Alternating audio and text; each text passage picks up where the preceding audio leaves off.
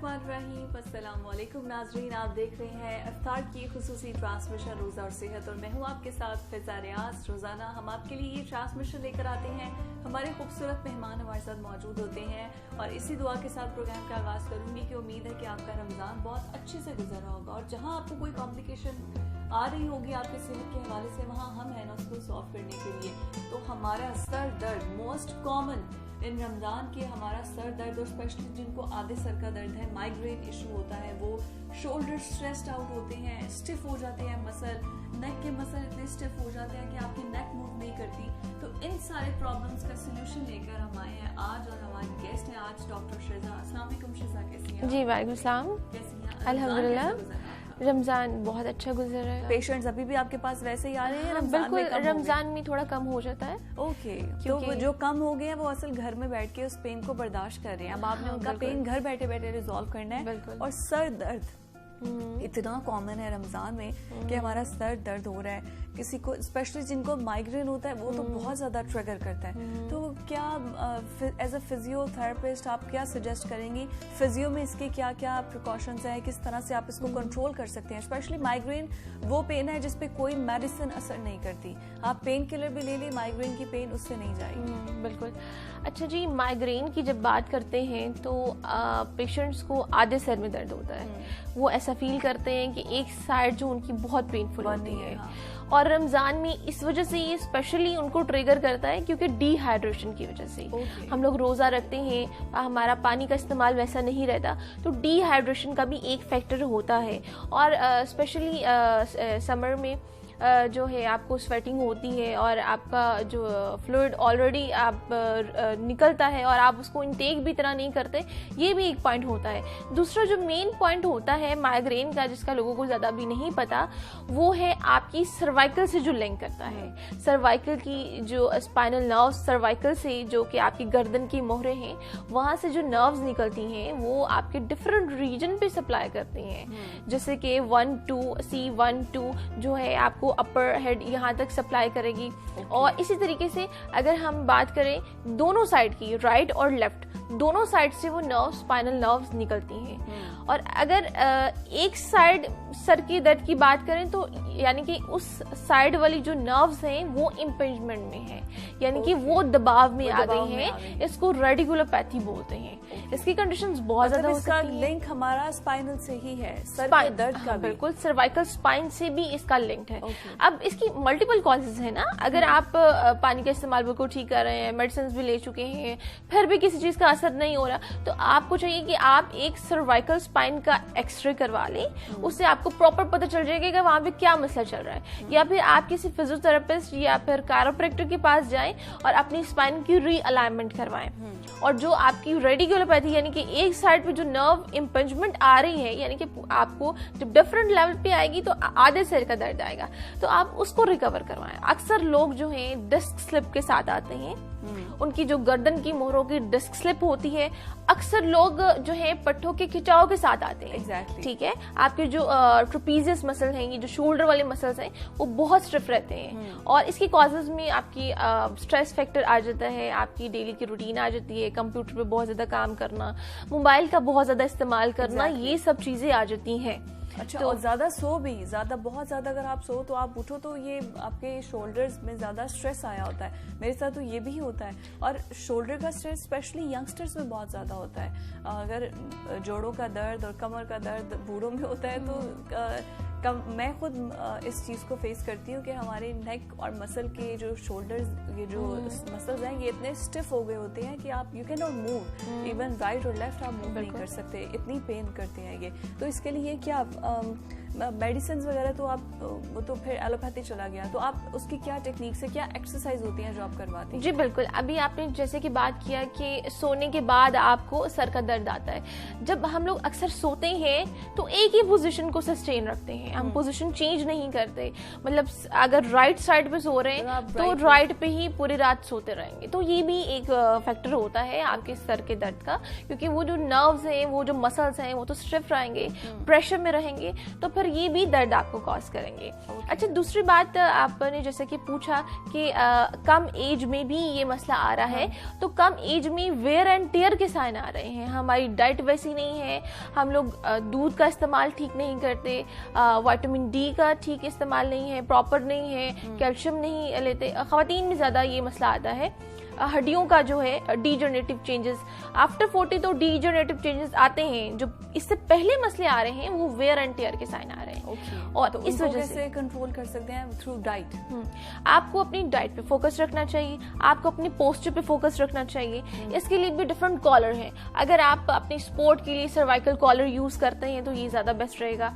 आप अपनी अगर वो मसल आपके शोल्डर या नेक के वो ज्यादा स्टिफ हैं तो आप कॉलर यूज कर सकते हैं। नहीं, स्टिफ अगर हैं तो आपने उसके लिए कॉलर नहीं। अगर आपने अपनी स्पाइन की अलाइनमेंट बिल्कुल ठीक रखनी है, मतलब कि अगर आप जो है मोबाइल का इस्तेमाल बहुत कर रहे हैं, कंप्यूटर का इस्तेमाल बहुत कर रहे हैं, जिसमें आपको अपनी एंगल का पता नहीं चलता अनकॉन्शियसली, तब आप कॉलर यूज कर लें। तो आपने इन सब चीज़ों पे फोकस रखना है। मतलब ग्लासेस का इस्तेमाल कर रहे हैं, ठीक है, आप उस चीज़ पे, उस जगह पे ज़्यादा फोकस मत करें। आप इस तरीके से बेटर फील करें, अपनी डाइट पे फोकस करें। और जो है आपके मस्कुलर स्पैज़म, देखिए कोई भी कंडीशन आपको एक ही वजह से नहीं हो सकती, आपको वहाँ पे मल्टीपल कॉजेज आती हैं और फिर जाके एक मसला आपको कॉज करते हैं, ठीक है। तो अक्सर पट्टों के खिंचाव की वजह से नॉर्मली भी कहा जाता है कि आप पट्टों के खिंचाव में मुब्तला हैं, तो इसको ठीक करें। मतलब इसमें एक कॉमन एक फ्रेज है कि आपको पट्टों का मसला है, आप अपना स्ट्रेस लेवल कम करें। ना तो ये समझ आती है कि स्ट्रेस किस चीज का है, स्ट्रेस क्यों है,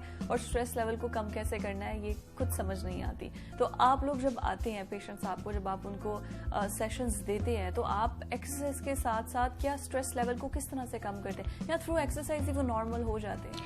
नहीं, ऐसा नहीं होता। आप देखिए प्रोफेशनल है, आप किसी भी तरीके से अपने पेशेंट को अगर ट्रीट कर रहे हैं तो आपने उसकी साइकी पे सबसे पहले फोकस करना है, ठीक है। आप जब तक उसकी साइकी पे फोकस नहीं करेंगे, आप उसको कैसे उसकी डायग्नोज कर सकेंगे या उसकी प्रॉब्लम क्या है, ठीक है।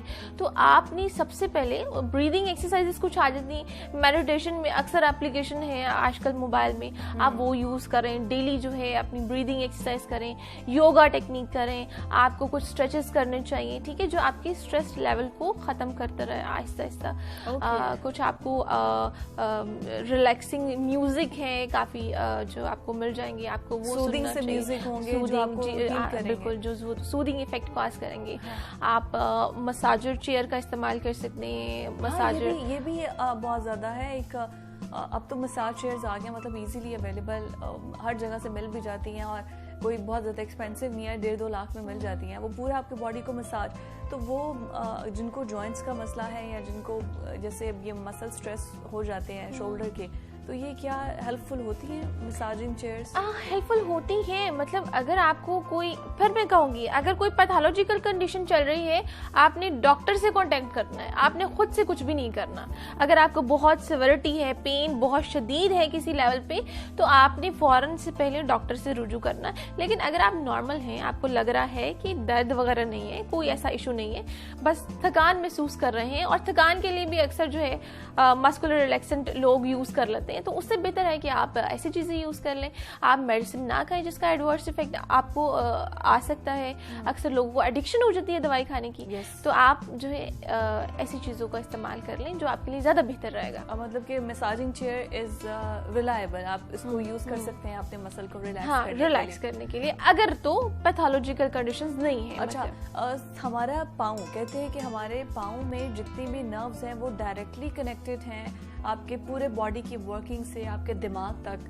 पाँव पे जो चोट आती है उसका असर दिमाग पे भी होता है। तो पाँव के फुट, स्पेशली फुट की कुछ मसाजेस जो लोग लेते हैं, क्या फिजियोथेरेपी में भी आप फुट को मसाज देते हैं? और इज दैट ट्रू? ये मिथ ठीक है कि पाँव का सब कुछ कनेक्टेड है आपके दिमाग तक? जैसे कि मैंने बताया है कि आपकी बहुत नर्व्स हैं, ठीक है, आपकी बॉडी में नर्व्स हैं, वेसल्स हैं, ये आपकी सप्लाई है डिफरेंट, ठीक है। वो जो आपको सर्कुलेशन, खून की गर्दिश का यहाँ पर कॉन्सेप्ट आ जाता है, ठीक है।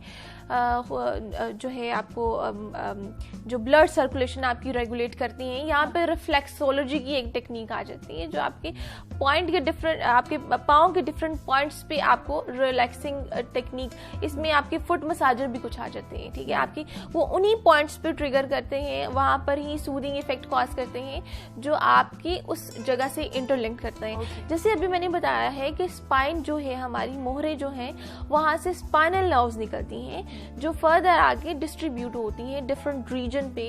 इसी तरीके से अपर लिम्ब की डिफरेंट होती हैं, लोअर लिम्ब की डिफरेंट होती हैं, तो ये उन लेवल से ये इंटरलिंक्ड करती है। तो मतलब ये पाँव का जो इफेक्ट है ये आपका इंटरलिंक्ड है? हाँ, ये करता है आपको, आपके जो पॉइंट्स हैं आपको ये रिलैक्सिंग जो है इफेक्ट कॉज करेंगे। अच्छा, है तो मतलब फिजियो से ये पूछने वाला सवाल तो नहीं है, लेकिन डायरेक्टली आपका वेट जो है वो आपके घुटने, आपके पाँव, जितना आपका वेट है, जैसे जैसे एज बढ़ती जाएगी वो उठाने से कासिर हो जाएंगे।